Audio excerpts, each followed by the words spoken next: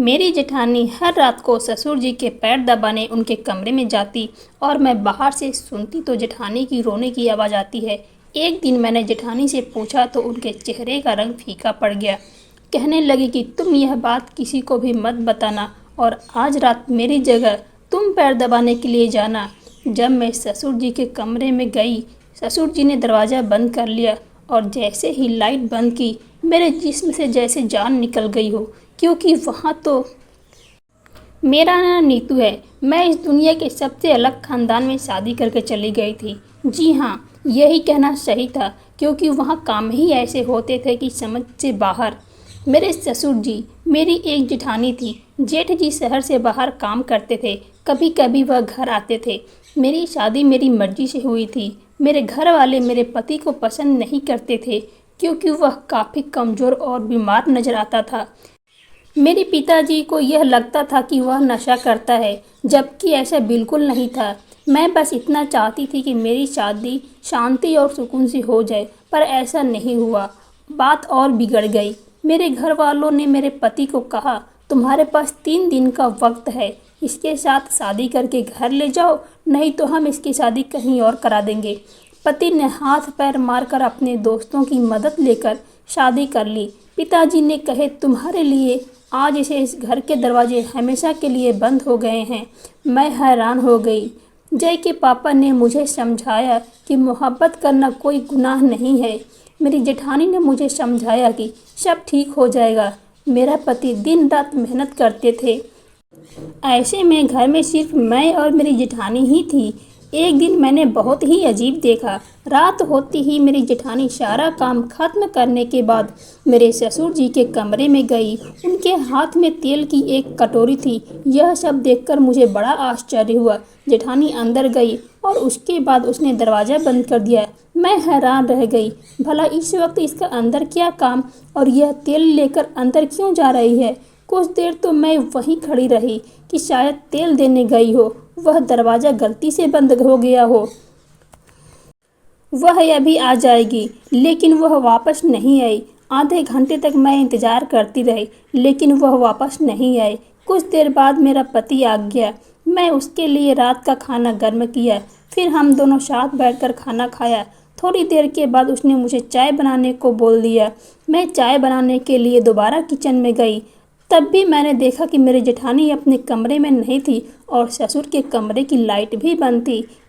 इसका मतलब कि दोनों सो गए थे। कुछ देर बाद मैं बर्तन रखने के लिए जब दोबारा आई, तब भी मैंने देखा कि अभी भी जेठानी नहीं आई थी। मैं कुछ भी नहीं कह सकती थी अपने पति को। सुबह मैंने अपनी जेठानी से पूछना चाहा, लेकिन हिम्मत ही नहीं हो रही थी। अगले दिन फिर से यही होने लगा। रात का सारा काम खत्म करके तेल लेकर ससुर के कमरे में चली जाती है और मैं देर रात तक जागती थी, क्योंकि मेरा पति देर रात तक आता था। दरवाज़ा बंद होने वाली बातों ने मुझे बहुत परेशान कर रखा था। मैं धीरे धीरे चलती हुई कमरे के पास चली गई। मेरे कदम बहुत ही धीरे धीरे बढ़ रहे थे और कान ज़्यादा ही खुले थे। थोड़ी सी आवाज़ होने पर मैं इधर उधर देखना शुरू कर देती थी, लेकिन फिर मैंने ऐसी आवाज़ सुनी जिसे सुनकर मेरे पैरों तले ज़मीन खिसक गई। मैंने अपने कानों को हाथ लगा लिया और मैं सोचने लगी कि आखिर यह हो क्या रहा है।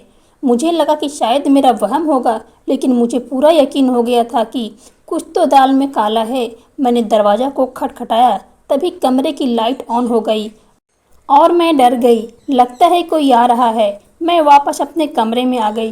सोचा कि अपने पति से इस बारे में बात करूं, लेकिन उसको यह सब कुछ मैं नहीं बताया। अगले दिन अपनी जेठानी से बात करने के बारे में सोचा। वह मेरे सामने बैठी फ़ोन देख रही थी और मैं सब्जी काट रही थी। मैंने जेठानी से कहा कि रात को आप ससुर जी के कमरे में क्या करने गई थी और तुम्हारे हाथ में तेल था और तुमने दरवाज़ा बंद कर दिया। मेरी जेठानी के चेहरे का रंग फीका पड़ गया। उसको मुझे इस तरह बात सुनने की कोई उम्मीद नहीं थी। कहने लगी कि उनके पैर में दर्द था, तो मैंने सोचा कि पैरों को थोड़ा दबाकर तेल से मालिश कर देती हूँ, थोड़ा आराम मिल जाएगा। मैंने कहा, चलो मान लिया कि आप मालिश करने गई थी, लेकिन दरवाज़ा बंद करने की क्या ज़रूरत थी? और तुम तो अंदर अगर जाकर बैठ गई थी। मैं आधे घंटे से देख रही कि तुम अपने कमरे में नहीं थी। मेरी जेठानी ने मुझसे झूठ बोल दिया कि मैं अपने कमरे में नहीं थी, मैं बाथरूम में गई हुई थी, इसलिए तुम्हें शायद मैं नज़र नहीं आई। मेरी तबीयत थोड़ी ख़राब थी, वह मुझसे नज़रें नहीं मिला पा रही थी और वह काम करने चली गई। मैंने कहा कि क्या हुआ था तुम्हारी तबीयत को, तो वह गुस्से से बोली, क्यों तुम इतनी सी बातें को बड़ी क्यों कर रही हो, छोड़ो यह सब, आज बहुत ज़्यादा गर्मी है और तुम मुझसे इतने ज़्यादा सवाल क्यों कर रही हो। उसने बात को ही पलट दिया था, लेकिन मुझे अंदाज़ा हो गया था कि मेरी एक बहुत ही अच्छी दोस्त थी। जब मैं उसको यह सब बताया तो उसको यह सब बात सुनकर आश्चर्य हुआ। वह बोली, तुम पागल तो नहीं हो गई हो? वहाँ पर क्या हो रहा होगा तुम्हें यह पता करना चाहिए। मेरी जेठानी भी अजीब तरह की औरत थी। वह अकेले रहना ही पसंद करती थी और कपड़े भी बड़े खुले खुले पहनती थी। एक तरफ बोलती कि मुझे गर्मी बहुत लग रही है और दूसरी तरफ इतनी लंबे और मोटे कपड़े पहनी थी, तब उसको गर्मी नहीं लग रही थी क्या? कोई ना कोई बात तो ज़रूर है। एक दिन हमारे घर में एक रिश्तेदार आई हुई थी। उसके बातों बातों में मैंने बातें की तो उसने कहा कि तुम्हारा पति भी शादी से पहले दूसरे देश जाना चाहता था, लेकिन उसके पिता ने उसे जाने से नहीं दिया। मैंने कहा मेरा पति बाहर नहीं जाए तो ही अच्छा है, क्योंकि मैं उसे बहुत प्यार करती हूँ। उन्होंने कहा कि हाँ, तुम्हारी जेठानी का भी पति बाहर होता है, बेचारी कितनी उदास होती है, मन नहीं लगता होगा। मैंने सोचा उदास तो नहीं होती है, बिल्कुल नॉर्मल रहती है और कपड़े भी नए नए पहनती है। तो रिश्तेदार ने कहा नहीं, ऐसा नहीं हो सकता, हमने तो उसे बहुत ही उदास देखा है, वैसे ही बहुत खूबसूरत है। मैंने कहा हाँ, खूबसूरत तो बहुत है, ऐसे में जब पति पास ना हो तो आदमी तैयार होकर किसको दिखाता है, लेकिन उसका दिल करता होगा कि वह तैयार होने का। यह अच्छी बात है, इंसान को अपने लिए भी तैयार होना चाहिए, अपने लिए भी जीना चाहिए। सिर्फ पति के लिए ही औरत क्यों तैयार हो, अपने लिए भी तैयार हो सकती है, ताकि अपने आप को खूबसूरत देखकर उसकी खुशी मिले। मेरी जेठानी को देखकर बिल्कुल भी ऐसा नहीं लगता था कि उसका पति बाहर विदेश में है। ना उस घर में मेरे जेठ की कोई भी चर्चा होती थी, ना उसकी कोई नाम लेता था, ना मैंने उसकी कभी कोई फ़ोटो देखी थी। जेठानी को भी कभी अपने पति से बात करते हुए नहीं देखा। अगर पति बाहर विदेश में है तो फ़ोन तो बात करता ही होगा। और यहाँ तक कि मेरे ससुर जी भी कभी जिक्र नहीं करते कि मेरा बेटा बाहर विदेश में है। एक दिन हम सब खाना खा रहे थे तो ससुर जी ने कहा कि भगवान ने मुझे एक ही बेटा दिया है। मैंने कहा पापा, आपका एक और बेटा भी तो है। तब ससुर कहने लगा कि हाँ, एक और बेटा भी है, गलती हो गई मुझे। पापा थोड़ी कभी अपनी औलाद को भूल सकता है, मैं तो मजाक कर रहा था। हम सब हैरान हो गए कि वह यह कैसे भूल गए कि मेरे पति ने भी अपनी अजीब सी शक्ल बना ली। और जेठानी भी इधर उधर देखने लगी। ऐसे लगा कि यह तीनों मुझे कुछ न कुछ जरूर छुपा रहे हैं, लेकिन मेरी जेठानी की वही आदत थी। मैंने फिर उसे सवाल किया तो कहने लगे कि ससुर के पैरों में दर्द होता है, जब तक उनके पैरों को नहीं दबाती उनको नींद नहीं आती। लेकिन मैं यही सोच रही थी कि जब वह सो जाते फिर भी यह अपने कमरे में वापस क्यों नहीं आती, ससुर जी के कमरे में ही क्यों रहती है? क्या पूरी रात पैर दबाती रहती है? यह रोज ससुर के कमरे में फिर वहीं पर सो जाती है, इसका वहाँ पर क्या काम? और वह आवाज़, उसके बारे में तो मैं सोचकर मेरा दिमाग ही घूम जाता, जो मैं सोच भी नहीं सकती जो इस घर में हो रहा था। एक दिन तो अचानक ऐसा हुआ कि मैं अचंभित रह गई। अपने जेठानी को कपड़े बदलते हुए देख लिया था। वह मुझे देखकर एकदम से चौंक गई, लेकिन उससे ज़्यादा तो मैं सदमे में थी। मैंने कहा कि आप तो माँ बनने वाले हैं और आपने मुझे बताया भी नहीं। इतनी बड़ी बात। उसकी जुबान मानो उसका साथ नहीं दे रही थी। पहले तो वो खुद संभल कर बोली, हमारे खानदान में ऐसी बातें बताया नहीं जाता। जब तक बच्चा 7 महीने का नहीं हो जाता तब तक किसी को भी यह बात नहीं बताई जाती। कहते हैं कि बताने से नज़र लग जाती है, इसलिए मैंने किसी को भी यह बात नहीं बताई कि मैं माँ बनने वाली हूँ। मैंने कहा कि मेरे पति ने भी मुझे यह बात नहीं बताया, कभी ससुर जी ने भी इस बात का जिक्र नहीं किया। क्या उन लोगों को भी नहीं पता कि मेरे जेठानी को कुछ समझ में ही नहीं आ रहा था कि वह क्या जवाब दे? उसने कहा कि शायद भूल गए होंगे। मैंने सोचा कि इतनी बड़ी बात कैसे भूल सकता है, और मुझे भी नहीं पता चला क्योंकि मेरी जेठानी बहुत ही खुले कपड़े पहनती थी। पर अब उसको देखकर लग रहा था कि जैसे 8वां महीना चल रहा हो। इसका मतलब था कि 8 महीने पहले मेरे जेठ जी आए थे, लेकिन फिर भी कोई इस घर में उनका नाम तक नहीं लेता। क्या उनकी कोई दुश्मनी थी या उनको कोई पसंद नहीं करता? इस घर में रहते हुए भी मुझे अभी भी 1 महीना ही हुआ था कि वह भी उनके लिए कुछ नहीं भेजता था। ना कोई पार्सल, ना कोई फ़ोन। फिर मैंने सोचा कि एक तो मेरी जेठानी थी, यह हालत है, ऊपर से मेरे ससुर जी भी फिर से उसको अपने पैर दबाने के लिए बुला लेते हैं, अपने पैर की मालिश करवाते हैं, और वह भी हर रोज़। उनको इतना सोचना चाहिए कि यह पेट से है, इसको आराम की ज़रूरत है। एक दिन हम सब खाना खा रहे थे तो मैं अपने जेठानी को कहा कि मैं आपके लिए चाट बनाई है। ऐसे यह बात सुनकर जेठानी के गले में खाना अटक गया और ससुर जी ने भी बड़ी हैरानी से देखा। वह सबके सामने कहने लगी, तुम्हें क्या हो गया है? तुम्हें किसने कह दिया कि मैं पेट से हूँ, जबकि मेरा पति ही मुझसे मिलने के लिए नहीं आया? तो मैं कदमों तले ज़मीन खिसक गई। कैसे मेरी जेठानी ने तुरंत झूठ बोल दिया था, जबकि मुझे अच्छी तरह से पता था कि वह पेट से है, और अगर उसका पति ही नहीं आया तो वह बच्चा किसका था? मेरे ससुर जी ने भी कहा कि तुमसे मजाक कर रही थी और तुमने सच मान लिया। बेटी, अभी कोई खुशखबरी नहीं है। इस खुशखबरी के लिए तो हम भी तुम लोगों की तरह ही देखते हैं। जल्दी से कोई खुशखबरी सुना दो, हमारे इस घर में भी चहल पहल हो जाएगी। मेरे ससुर जी ने अचानक ही जेठानी को कहा कि तुम्हें तुम्हारी मम्मी के घर छोड़कर आना था। आओ, मैं तुम्हें छोड़ता हूँ। मैं तो भूल ही गया था और तुम भी याद नहीं दिलाती हो। अब इसका पति घर पर नहीं है तो यह जिम्मेदारी भी मुझे ही पूरी करनी होगी। जब यह कहती है तो इसको मायके छोड़ता हूँ, जब बोलती है तो वापस ससुराल ले आता हूँ। मेरे ससुर जी मुझे सफाई दे रहे थे। उन्होंने कहा, इसके पिताजी के साथ मेरी पुरानी दोस्ती है, वहाँ भी थोड़ी देर बैठकर बातें कर लेता हूँ, अच्छा टाइम पास हो जाता है। तुम दोनों मियाँ बीवी बैठकर खाना खाओ, हम चलते हैं। मेरे जेठानी के चेहरे का रंग उड़ गया था। वह मेरी तरफ एक टक लगाए देख रही थी, जैसे कि मैं उसकी ज़िंदगी बर्बाद करती हूँ। मेरे ससुर जी उसको लेकर वहाँ से चले गए, जबकि इससे पहले तो ऐसी कोई बात नहीं थी कि आज ही लेकर जाना है। जब वह लेकर चले गए तो मेरे पति ने मुझसे पूछा कि तुम ऐसा किसने बताया कि तुम इस तरह की बातें क्यों कर रही हो? मैंने कहा कि मैंने देखा था कि उनका पेट बड़ा हुआ था। मेरे पति भी हंसने लगे। उनका पेट खाने से बड़ा है और तुम समझ रही हो कि वो प्रेग्नेंट है? मेरा भाई 2 साल से घर नहीं आया, अब तो बच्चा कहाँ से आ गया? मैं अपने पति को कुछ नहीं कहा और ना ही कोई बहस की, पर बात तो साफ थी। मैं अपनी आंखों से भी देखा था कि मेरी जेठानी पेट से थी और उसका 6वां महीना चल रहा होगा, लेकिन वह यह बात क्यों छुपा रही थी? कि अगर छुपा रही थी तो कब तक छुपाती? क्या वह बच्चा पैदा नहीं करेगी? मेरे ससुर जी जेठानी को मायके लेकर रात तक वापस आ गए तो मैंने जेठानी की तरफ देखा, फिर से हैरान रह गई। उसके चेहरे पर एक बहुत बड़ा सा निशान बना हुआ था, जैसे किसी ने मारा हो। मैं आगे बढ़ी। मैंने कहा कि क्या हुआ, यह कैसे हुआ? कहने लगी कि मैं एक रिक्शा से गिर गई और मेरा मुंह जमीन पर जा लगा।